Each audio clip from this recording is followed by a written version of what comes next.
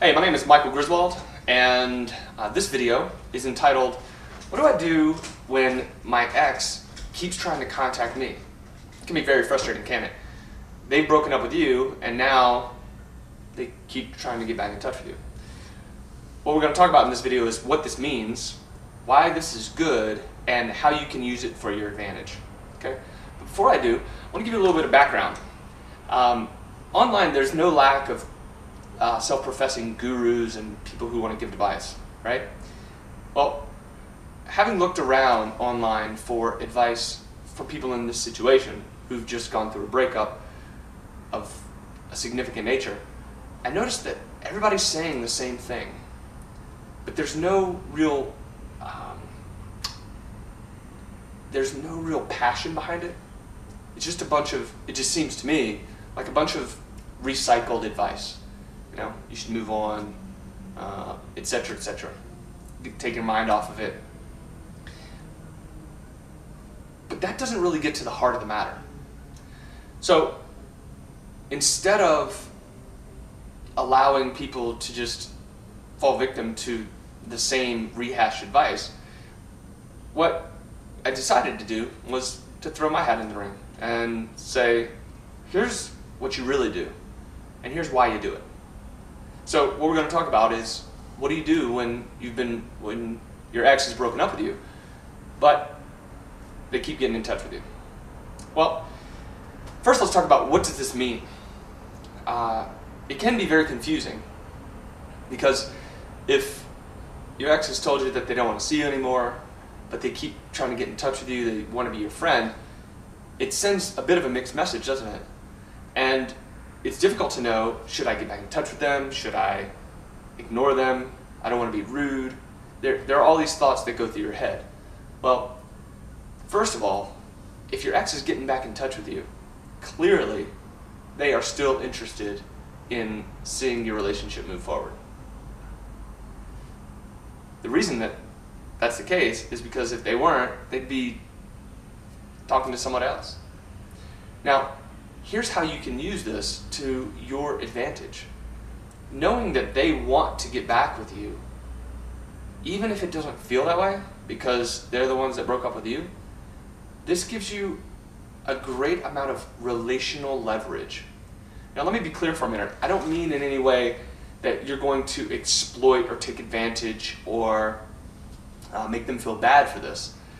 Really, this is more for you to understand how this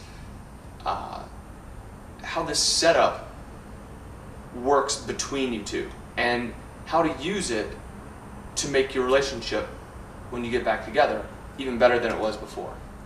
So the thing to do is this. If your ex is trying to get in touch with you and wants to see you and wants to hang out as friends or send you messages on Facebook, really the best thing to do is to not respond to them, especially at first. Because what you want to set up is allowing them to get to the point where they recognize that they really want you. See, here's what's happening in that person's mind. They're thinking that they don't want to be with you, but their actions are saying something completely different. Sometimes it's true, isn't it, that people just need to work it out in their head. But if you are catering to them and responding to them and being available at their every beck and call, then they can have the best of both worlds. Do you see what I mean?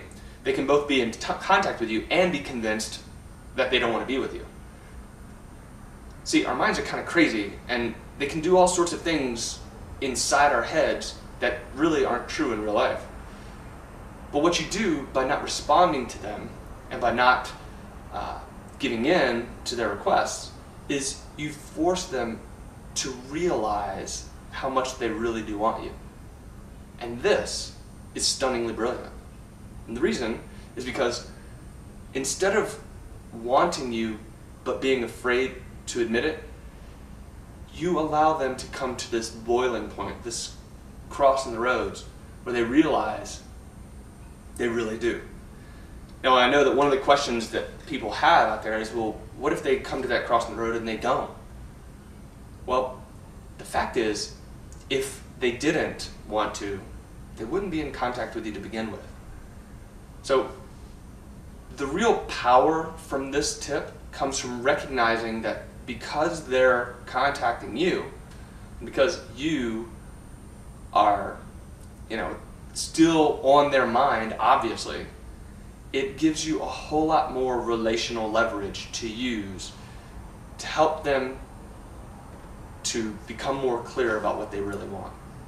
So, to recap, if your ex is getting in touch with you, trying to hang out with you, or trying to just talk to you via text or email or Facebook, the best thing to do is to not respond, at least at first, so that you can allow them to build up this desire to talk to you so much that they actually realize that they want to be with you again. If this stuff is, if this advice and these tips are resonating with you, if it makes sense to you and you like what you're hearing, head over to reunitedrelationships.com, where there's a whole lot more information covering virtually every aspect of breaking up and then getting back together. See you later.